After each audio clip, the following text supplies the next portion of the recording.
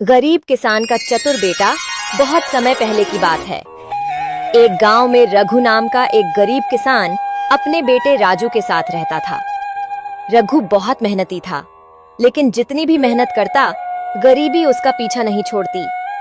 खेतों में दिन रात काम करने के बावजूद मुश्किल से 2 वक्त की रोटी जुटा पाता। राजू बचपन से ही बहुत चतुर था। वह पढ़ा लिखा नहीं था, लेकिन जिंदगी के अनुभवों से उसने बहुत कुछ सीखा था।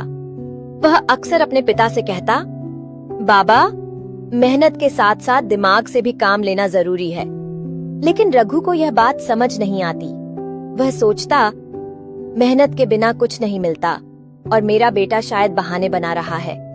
पर जल्द ही राजू ने अपनी चतुराई से साबित कर दिया कि सिर्फ मेहनत नहीं, बल्कि अक्ल भी जरूरी होती है। गांव में एक ठाकुर साहब रहता था, जो बहुत अमीर था। वह किसानों को ऊंची ब्याज दर पर कर्ज देता और वक़्त पर वसूल भी कर लेता। रघु ने भी कई साल पहले ठाकुर से कर्ज लिया था, लेकिन गरीबी के कारण चुका नहीं पाया। अगर आप भी अपनी माँ से प्यार करते हैं तो चैनल सब्सक्राइब करें। एक दिन ठाकुर ने अपने आदमी भेजकर रघु को बुलवाया और गुस्से में बोला, रघु, बहुत हो गया, 3 दिन में कर्ज चुका दो, वरना तुम्हारी जमीन मेरी हो जाएगी। रघु परेशान होकर घर लौटा और सारी बात राजू को बताई। राजू ने मुस्कुराते हुए कहा, बाबा, चिंता मत करो, मैं ऐसा करूंगा कि ठाकुर खुद हमारा कर्ज माफ कर देगा। रघु को विश्वास नहीं हुआ, लेकिन उसके पास और कोई चारा भी नहीं था। अगले दिन राजू ठाकुर के पास गया और बोला, ठाकुर साहब, मैं आपके कर्ज का भुगतान करना चाहता हूँ, लेकिन मेरे पास पैसे नहीं हैं। क्या आप मुझे कोई रास्ता सुझा सकते हैं? ठाकुर हंसते हुए बोला, तू गरीब का बेटा है, तेरे पास रास्ता कहाँ से आएगा? राजू ने मुस्कुराकर कहा, ठाकुर साहब, अगर मैं आपसे एक शर्त लगाऊं और जीत गया, तो क्या आप मेरे पिता का कर्ज माफ कर देंगे? ठाकुर ने सोचा, यह गरीब लड़का मुझसे क्या ही जीत पाएगा। वह हंसकर बोला, बिल्कुल, अगर तू मुझसे जीत गया तो तेरा सारा कर्ज माफ।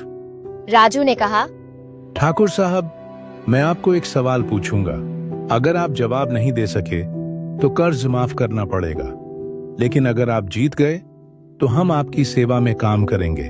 ठाकुर ने हंसकर कहा, ठीक है, पूछ अपना सवाल। ऐसी कौन सी चीज है जो आगे बढ़ती है, लेकिन फिर भी हमेशा अपने ही स्थान पर बनी रहती है? ठाकुर सोच में पड़ गया। उसने अपने दरबारियों से भी पूछा, लेकिन कोई जवाब नहीं दे पाया। कई घंटे बीत गए, पर ठाकुर को जवाब नहीं मिला। आखिरकार उसने हार मान ली और पूछा, बता, इसका उत्तर क्या है? छाया, परछाई। यह सूरज के साथ आगे पीछे होती है, लेकिन फिर भी जमीन से अलग नहीं होती। ठाकुर को अपनी हार माननी पड़ी। वादे के अनुसार उसने रघु का कर्ज माफ कर दिया।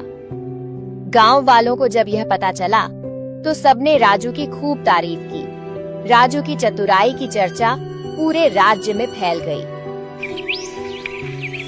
एक दिन गांव में खबर आई कि राजा के दरबार में एक बड़ी चुनौती रखी गई है।